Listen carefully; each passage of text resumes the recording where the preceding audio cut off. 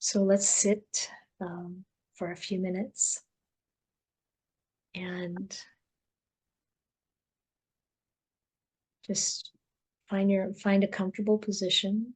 And even if you're not sitting, or lying down, or whatever posture, noticing the body, seeing if you can have a position where your spine is erect. Even if you're lying down, that it's straight-ish, without any tension, without effort. Relax your body and establish mindfulness.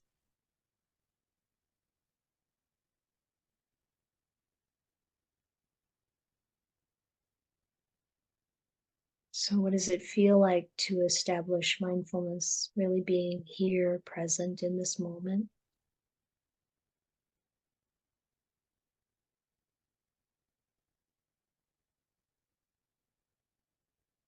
Bringing some kindness to the moment.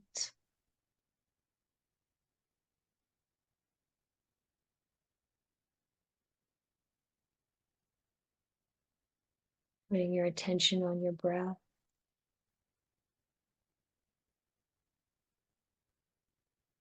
And maybe your breath is easily available. Maybe it needs a little coaxing. So some deeper breaths in the beginning, helping us settle.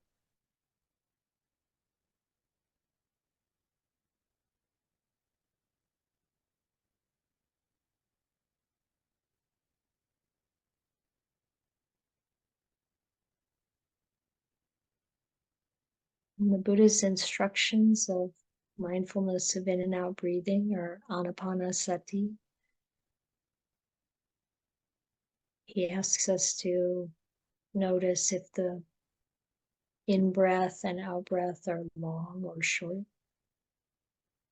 This is one way to establish our mindfulness of an object, is to ask ourselves questions about it. So it's not like it's some mental process, but just feeling it.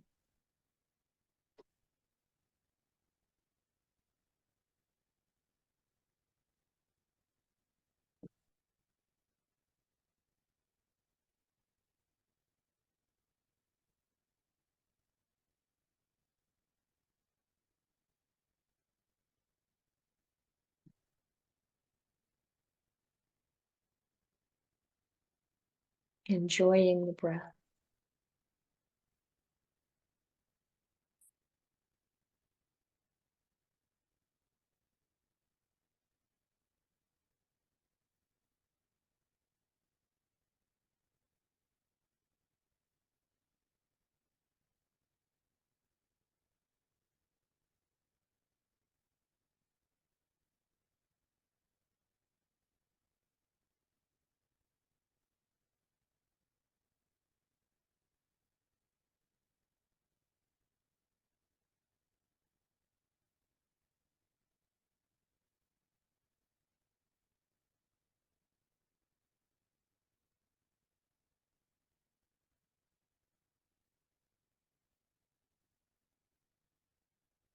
And then bringing your awareness to the whole body. And this can be done by feeling the breath coming in and spreading to the whole body. Not as a physical process, but an energetic process. And this is really this energy, this breath energy.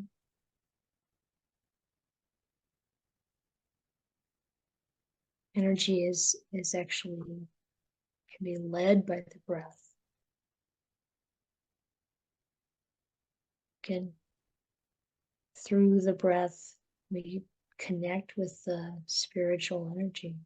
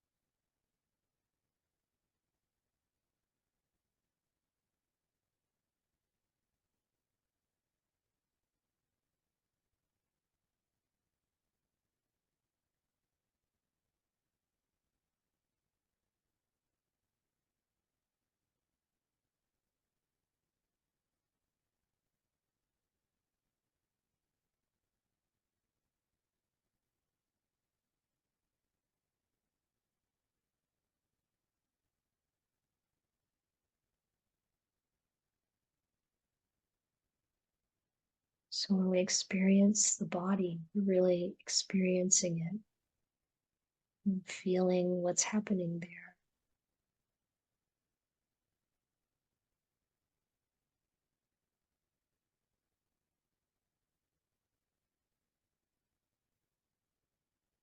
Tending towards calming the body.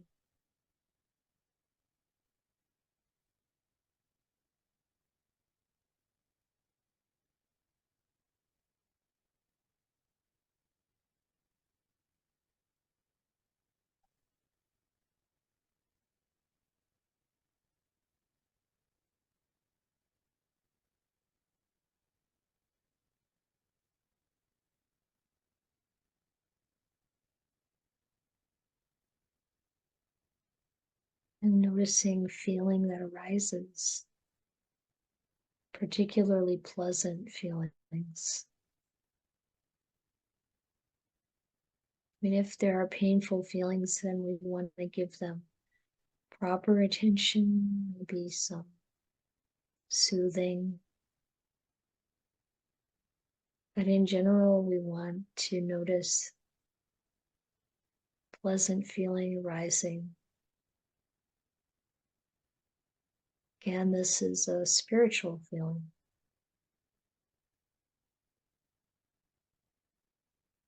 In Pali, it's piti or sukha.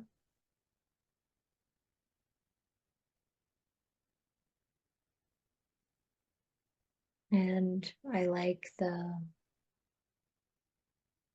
way Ajahn Pasanno refers to the piti as delight and refreshment. The sort of common translation we see sometimes is rapture, which doesn't usually describe the experience I think that many people have of piti, where we might be feeling some joy or relief in the relaxation, in the mindfulness, or we might be just feeling some tingling or hearing the nada sound or some other indication that this calming and spiritual of awareness is really coming to the fore.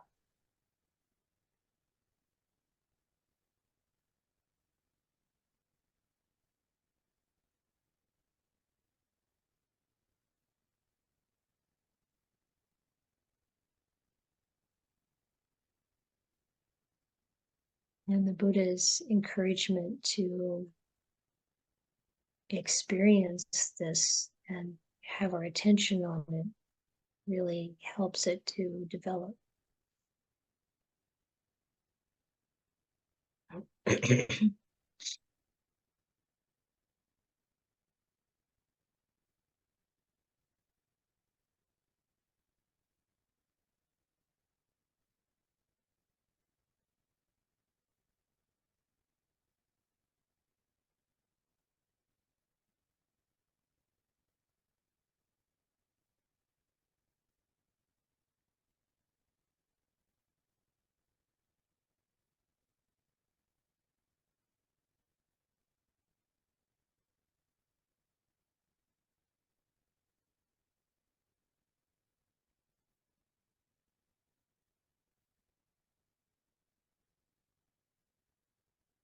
Encouraging joy and happiness to arise.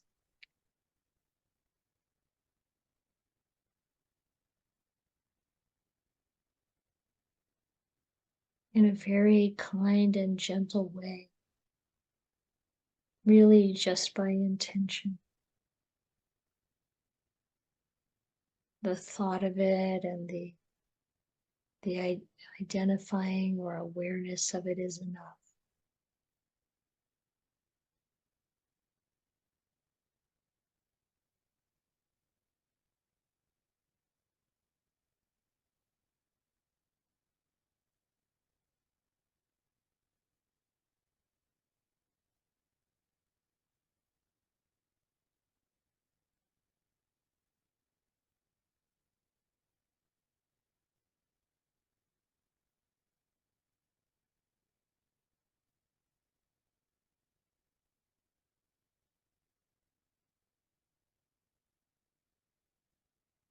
And within that warmth or pleasant calm, we bring our attention to our mental activity, our thoughts. Notice what's happening there, and then invite the mind to come calm down, the thoughts to dissipate.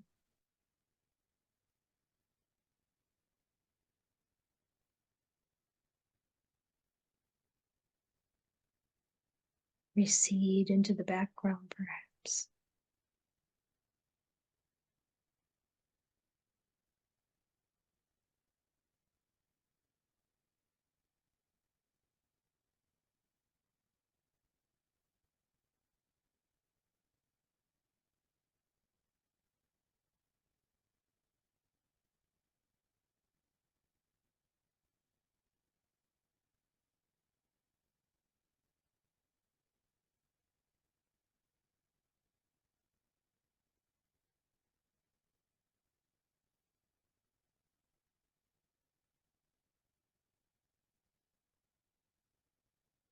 When the body is calm and the mind is calm, that's a development of the enlightenment factor of passaddhi.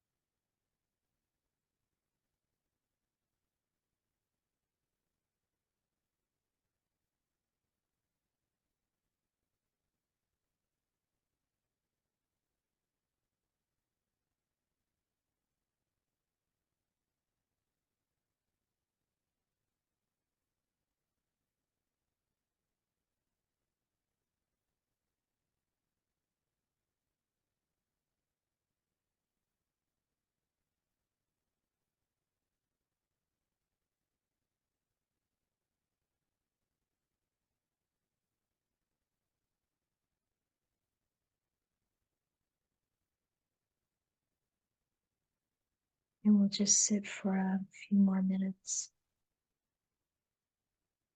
enjoying that calm, collectedness.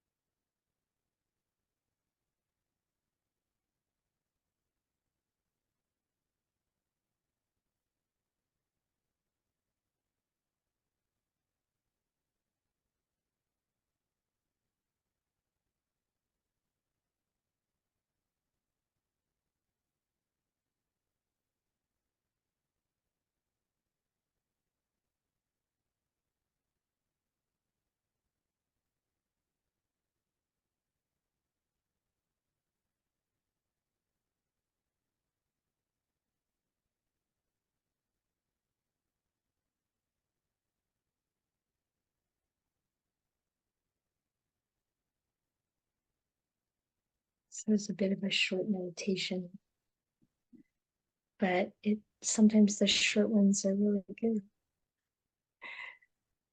Of setting us up for hearing the Dhamma, taking in the Dhamma.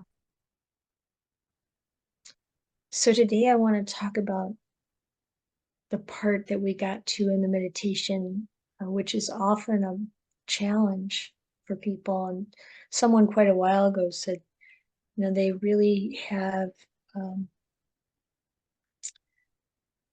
no problem developing PT, and they can be all filled with PT, and then they get to the part of calming the mind and they just can't calm the mind. So today I want to talk about, how do we make the mind calm? And I want to share a document with you that will we'll use a sutta as the basis. How do we get the mind to settle? So the sutta in the Anguttara Nikaya, in the Book of Fives, number 200, is called Elements of Escape.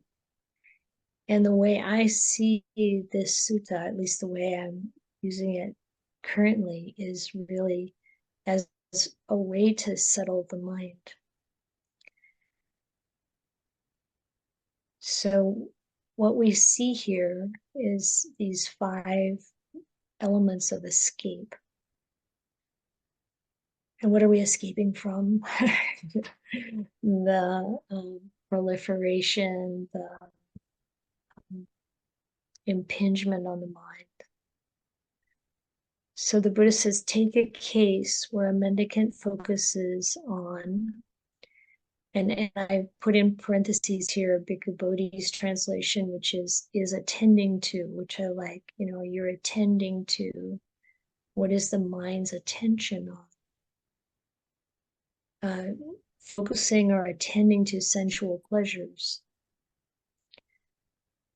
But on that, their mind does not leap forth, gain confidence, and settle down and become decided. But when they focus on renunciation, on that, their mind leaps forth, gains confidence, settles down, and becomes decided.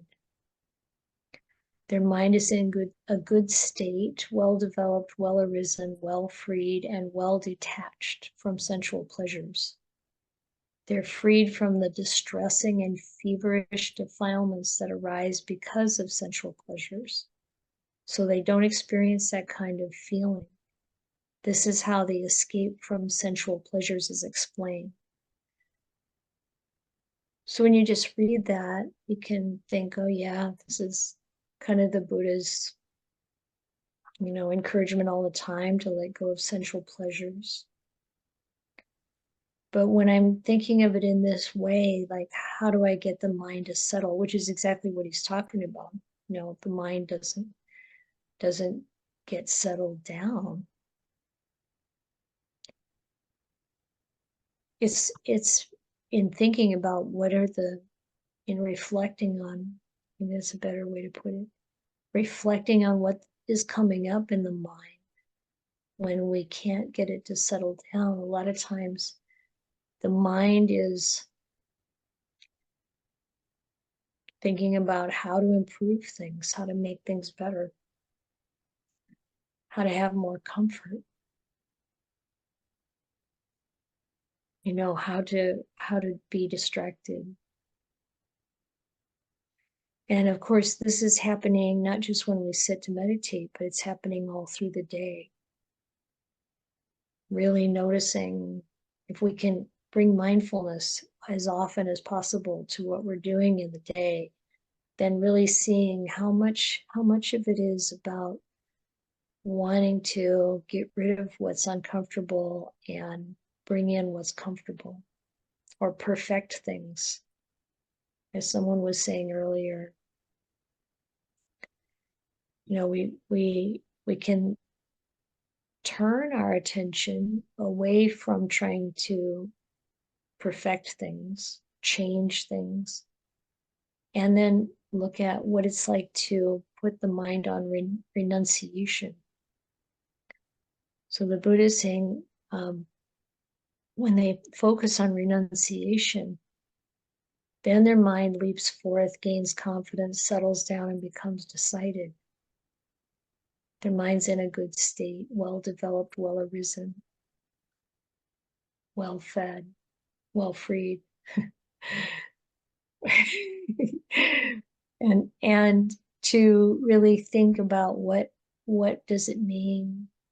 What does renunciation mean in this case? And here it's really, turning away. Last week, I think Adrian asked the question about what's the difference between nekama and pahana, and which is something we ran into with last week's sutta. So renunciation, or nekama, is the word here in Pali, and it's really about rejecting sensual pleasures. It's turning away from the world, which is what we want to do when we meditate, and turn away from the world. I mean, we all have plenty of worldly duties and involvement, because we're living in the world and we have our human bodies and minds and people in our life and all of those things that are essential. But when we sit down to meditate, turning away from the world. And then this renunciation is like giving up the worldly values. In even the definition of nekama, giving up the world to lead the holy life. So in the moment when you're meditating, if you notice these thoughts about the world, thoughts about the sensual desires, then how do we turn away from them? When we put our minds on what's wholesome, what's spiritual, what's inspiring. And the difference between nekama and pahana, and you see the word here is pahana rama, which is the one we looked at last time in Anguttara Nikaya 678, I believe. It's enjoying, giving up, taking pleasure, and abandoning. The Rama part is the delighting or enjoying.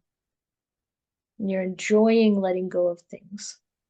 So I see this as more like just kind of the way I would say it on a local level in your daily life. When we're, as somebody was talking about, letting go of the things in the life, and a couple of people have been going through that a lot lately. Maybe most of us do from time to time. Like when we let go of things, or we let go of our views and opinions instead of arguing to defend them, things like that, and enjoying that process, enjoying that feeling of letting go of things. And so you can see there's a relationship here between pahana and nekama, but they are kind of at a different level. So when we're meditating, we can do both. We can enjoy this letting go of things, letting go of the thoughts. So one thing I've been doing lately, so to give you a little update on, this is now we've, I think, finished the 4th week. We're finishing the 4th week of our retreat. And I've been in my kuti I'm talking to you from my kuti right now. I've been fasting for the last few days. So I'm just about finishing my 3rd day of fasting. And what's wonderful about, and one of the things I really like about fasting while on retreat, is that I don't have to go to collect food, and I can just be quiet. It's a kind of renunciation. It's a kind of pahana, and I'm definitely enjoying it, delighting in it. The aroma is there. And it gives an opportunity both for the processes the body goes through with fasting, and the solitude, the delighting in the seclusion, gives an opportunity to really see what's happening in the body and the mind, and to learn from it. And I enjoy the people I'm living with, but it's also nice to have the seclusion for this purpose of becoming really calm, settled, and to be able to really, really go deeper into understanding what's going on with the body and mind. So I remember being at Ajahn Mahabuddha's monastery a long time ago, 20 years ago, or almost 20 years ago, and I know being told that there were a lot of monks living there. I don't remember how many, maybe like 60 or 70 monks. And then I noticed on an alms round, because I would go to put food in the bowls, and there were not nearly that many monks out on alms round. And I asked about it, and I was told that, well, many of the monks are fasting. And this is not a plug for fasting necessarily, because I think that you really have to know your body and maybe talk to your doctor before picking up fasting. But they did a lot of fasting at that monastery, and that, not going out to receive food, and just really being with the body and its process is so helpful. So I just thought I'd share. That's kind of where I'm at the moment. So I don't know if the fasting has any effect on my ability to give this Dhamma talk, but in case it does, you'll know why. So there's the turning away from the world and turning away from that sensual pleasure, and really calming as a result. And then this is from the Book of Five, so we're going to see five avenues of escape here. Take another case, says the Buddha, where a mendicant focuses on ill will, but their mind doesn't leap forth, and so on. It doesn't settle. So we know when the thoughts come that are about, like, how could that person have said that to me, or whatever thing we're bringing up in our memory, whatever thoughts just happen to arise. We can't control what thoughts come into the mind, but we have the ability to choose what we put our attention on. And we can bring forth thoughts that we want to have, or attitudes. So here the Buddha says, we'll focus on goodwill, and then the mind settles and it's in a good state. And it's detached from ill will. Now, I like using kindness instead, as you know. The Pali is Ayya Pada, and when in I've got the one from last week where you delight in this Ayya Paja Haramo. It's like it's Ayya Paja is this opposite of ill will, so non-ill will, but that is of course the foundation for kindness. And bringing up thoughts of kindness and friendliness letting go of the negativity. This is very helpful for the mind to settle and be at peace. Taking our third example, the Buddha talks about harming. So this is going a bit deeper into the negativity, where we really want to harm someone. I don't relate to it very much, but when you think about the opposite, Ayya, non-violence, non-cruelty, non-harm. So letting go of thoughts about violence, cruelty, or harm, and really putting our focus on compassion, because that's this Ayya is, again, this is going to be the basis for compassion. And then the mind is in a good state, settles. And we're relieved, in each case, relieved from the distress and feverish defilements that arise from the thoughts of, in this case, harm. And then we come to this case where the mendicant focuses on form and their mind doesn't leap forward, but focusing on the formless brings the mind to settle. And we can get into like immaterial states and, that kind of thing. But I think for practical purposes, for most of us, thinking about how much we are caught up in the body, the materiality of life, but really even just looking at the body, being so identified with it, being so worried about it.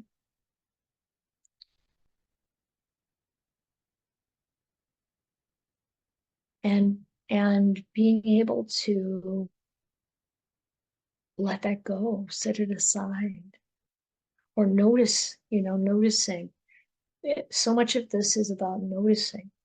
Here, practicing with my body while it's fasting, and I'm fasting mainly because I had some illness over the last couple of weeks. I had digestive problems and a lot of acid reflux, and so pain and discomfort, and then fasting in order to give my body a chance to rest and reset, and really seeing how much attention we put on the body, and if we can shape our attention on the body to be kind to it, to be supportive of its health,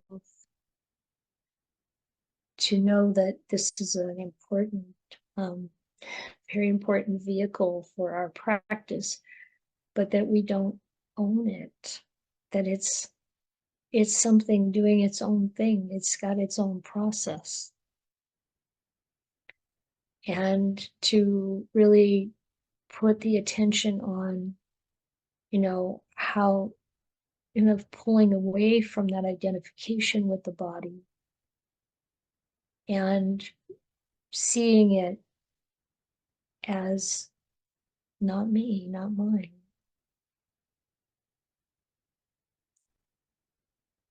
Kindly. And this is the last one, actually, that the Buddha talks about. Take a case where a mendicant focuses on substantial reality. I really like Bhikkhu Bodhi's translation is personal existence. So really, this is me and mine, who I think I am. If I'm identifying with the body and I'm worried about it, or I'm taking pleasure in it, either way, the mind doesn't settle down. But if we focus on the ending of substantial reality, so letting go of that idea of personal existence, then the mind settles. and it goes into a good state. Well developed, well arisen, well freed, well detached from personal existence.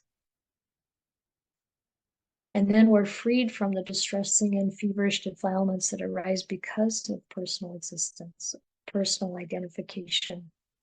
We don't experience that kind of feeling. So this is how the escape there is described. And the word Sakaya is this idea of this personal existence. Sakaya Nirodha. So Nirodha means ending or ceasing. So it's the ending of individual identification, cessation of personal existence, the ending of the idea I am. And of course, there's going to be a big change in our life when that becomes solid. That's really one of the things that comes with stream entry. But we can practice it and practice and turn the mind in the direction of that experience of stream entry. And really notice, like, just really looking at what our thoughts are that are arising. Instead of just trying to pull the mind back to the object of meditation, pull it back to the breath, force it to stay on the breath. And I'm not recommending kind of a general just observing everything that comes through the door. I really like that that image in Ajahn Pasano's talk that we've all heard before of the room. You know, just think of being in a room with windows and doors, and there's one chair. You're sitting in the chair with your mindfulness, and you're not letting all the other things that come through come in. You don't let them take a seat and stay. So in your meditation, you're mindful and present with each thing that arises. And there's a wisdom there. There's an evaluation there. There's a turning away from these things that the Buddha said, turn away from.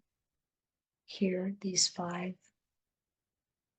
sensual desire, ill will, cruelty, focusing on form, body, focusing on me and mine, having this personal identity. Then you really start to notice like how much we're caught up in these things and how we can actually make a decision to put our attention on the opposite. And then the mind becomes calm.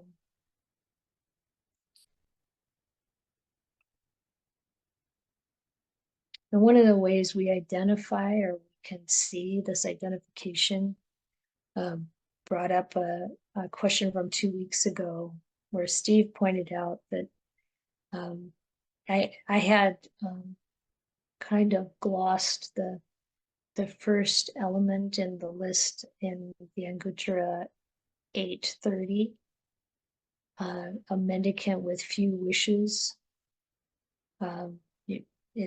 It's important to have few wishes.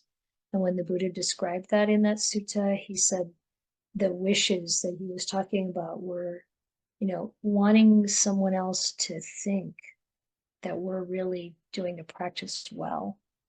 So if you have few wishes, then may they know me as having few wishes. When you're contented, then if one wishes, may others know me as contented. This is part of our identification.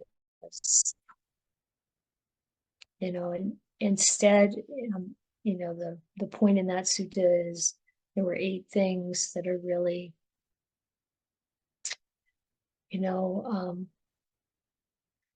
identifying the kinds of attitudes that really make it possible to take in the Dhamma and live by the Dhamma. And so one of them that is should be abandoned are these kinds of wishes to have other people see us in a certain way. Now, the reality is that it is important what other people think of us.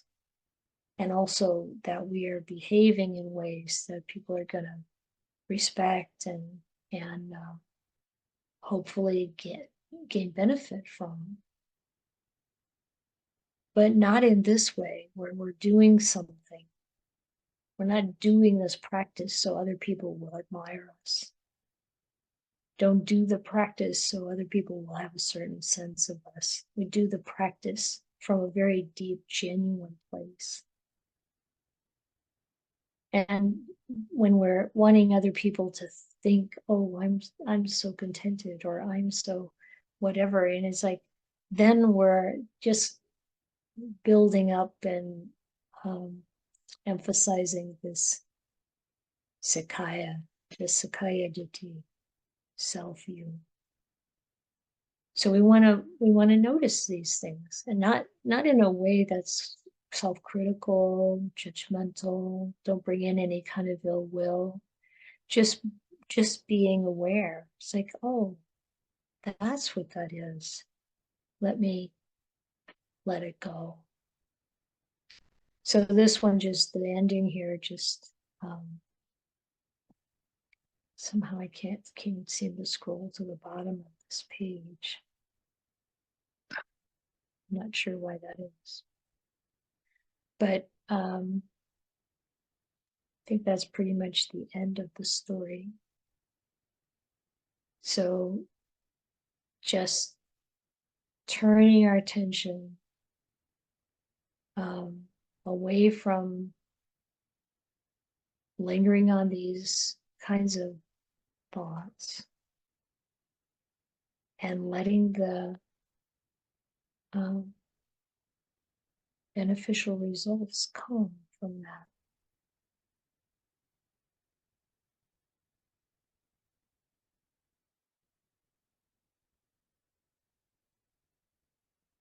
So I've certainly been,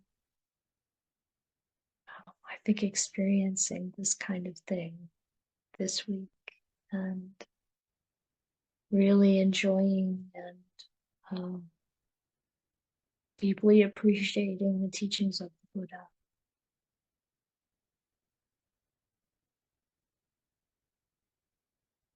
So I'd like to hear any questions you have. Neil?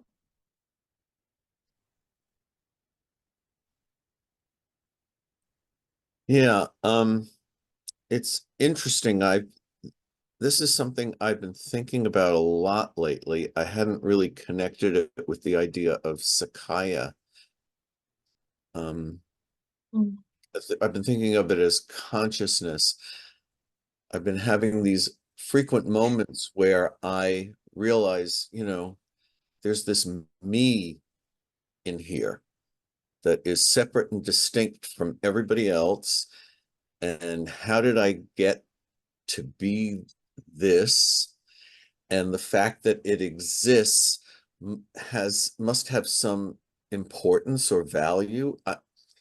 And what I'm realizing as you were talking about this is that, at least for me, this Sakaya is a powerful, and I don't like using this word, but a powerful enemy that will fight to the death to keep itself front and center. And as you were talking, I was thinking, well, you're making it sound so easy to let go of. But mine it is just holding on for dear life. I don't think I have a question. I think that's just my comment as I'm listening to you and thinking about what I've been looking at lately. So I'm going to leave it there for now.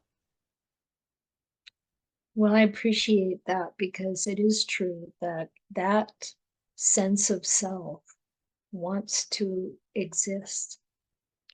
And it causes us all of this torment, which that's what we have to recognize. Like, there's so much of this feverish defilement coming with it. It's really painful. And just even the description there, it's going to fight to the death. It's so filled with stress. And if we can even have moments where we just learn how to let it go, let go of defending it, let go of trying to please it. Like somebody said, we try to make things better, and there's a point where we just can't. It our efforts to make things better just turn out to bring more problems. And you can just see this in the world all the time. I mean, it doesn't mean that we should never try to make things better. We should and we can. But don't expect it to stay that way. Don't expect it to really solve the fundamental problem, because the fundamental problem is greed, hatred, and delusion, which is all based in this sense of self that everyone's walking around with. So it's really a valuable thing to notice moments when the sense of self is subdued. And how do we do that? I like the way Ajahn Ganhai says, don't take the sense of self as the basis of your life. Take Dhamma as the basis of your life. Can we shift into a state where we're really coming from Dhamma, coming from what's happening in the present moment and being aware of that? When we're really aware of what's happening and we see the distinction between what is wholesome and unwholesome, what's unwholesome and stressful, and what's wholesome and calming, then we start to recognize that I don't have to really have this self here. I don't really have to think of that way. Yeah, and it's interesting because another thing that I've also been noticing lately, and this is good for me to connect the two, is that so it seems like the act of trying to let go of the self right now to me seems fruitless.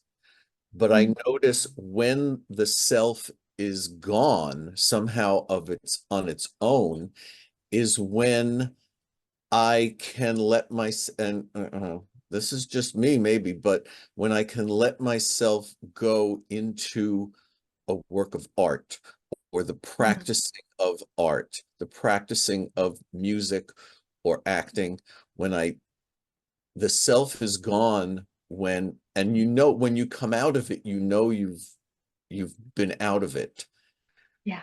Or like I'm going again tonight to see Girl from the North Country because it took me to that place 2 weeks ago, and I want to go there again, and but the idea of being able to do that somehow on my own as a practice just doesn't seem possible.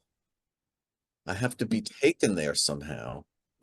Right now, maybe, but you can train your mind to do that. Right. Find a way to connect those two experiences so that I have more control over them. Yeah. And notice that in each of these points in the sutta, the Buddha is talking about putting our attention somewhere else, the opposite. So it's not like, I've got to get rid of this and you're just trying to throw something out. But you're turning your attention to bring something up, bring something to light, bring something to life that is not the sensual desire, is not the ill will or cruelty, is not the focus on the body and form. It's not focus on the sense of self. It's the opposite. When we really bring our attention to kindness and compassion and Dhamma, just really embodying the Dhamma, that's when these other things go away. It doesn't come from fighting against them. It's just more fighting. So use that experience of art. You know, another way to settle the mind is to really, like maybe we're very active and the mind is very active and maybe we're distressed. Are there activities that you can do before you meditate? Like, in the forest, it's sweeping. You don't have to think about it. If you have your mind on Dhamma while you're sweeping, or and a lovely image that my son reminded me of that was apparent to him when he was a monk, like he'd see Ajahn Liam making a broom. Like to have the skill to make a broom and to be making a broom. I mean, this is you have to have enough concentration on what you're doing that your mind isn't engaged in all of this other stuff. So this is what's happening, I think, when you go to this performance or you sing, your mind isn't engaged on all this other stuff about the self. So it dissipates. And it can be other things. Sometimes people, knit while they listen to Dhamma talks, or they do something that takes a certain amount of concentration, but it's not a concentration around, like the things that cause these distressing topics to arise. And all these distressing topics, they come from our worldly life. You go to work, you have to, deal with a lot of things. Those can be more difficult places to bring this up, maybe.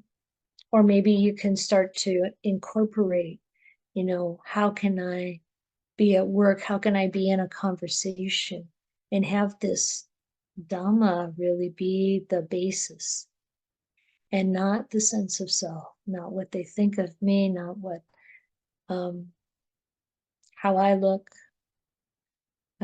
but really caring for others, giving that gift of our own, what we can provide as a gift. That gift doesn't come from the sense of self. It comes from the generosity and openness of the Dhamma.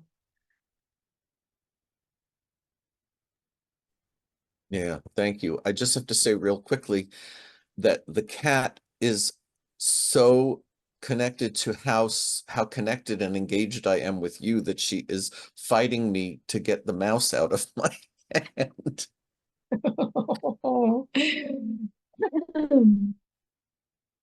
I feel for your cat and her stress. Many cats just calm down when the Dhamma is being discussed. May she come to that point. Yeah, I think she's a representative of my Sakaya. Teaching, there's the cat Ajahn cat. Yeah. Thank you, Neil. Mira? It just makes me want to say back, Ayya cat.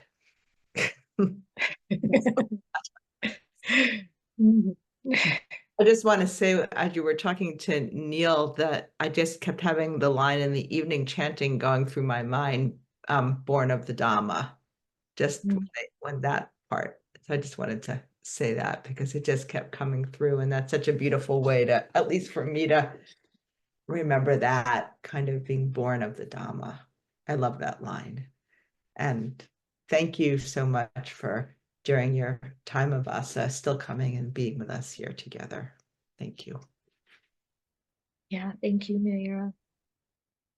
Yeah, I really appreciate everyone's practice. Before we start the recording, people checking in and talking about what's happening in your practice, it's really helpful. I'm delighted with the earnestness and the commitment of this community. So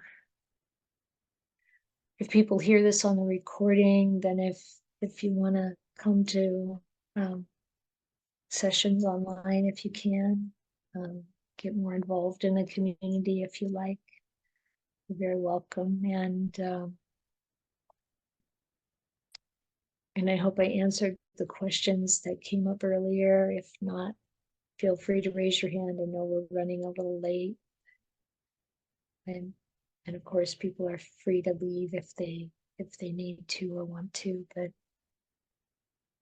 yeah, Martin. I just want to say, if people want to come in person, they can also come to the Sunnyvale Center, and we'll try to fix the camera. So Yeah, thank you, Martin. Yeah, for anyone who's local to the Bay Area, to Sunnyvale, you're welcome. Martin's been holding the space. If you want to go there, when we won't be back there until the end of October, but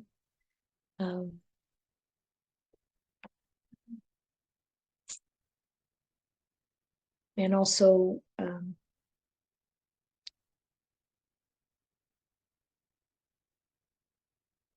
we want to encourage people to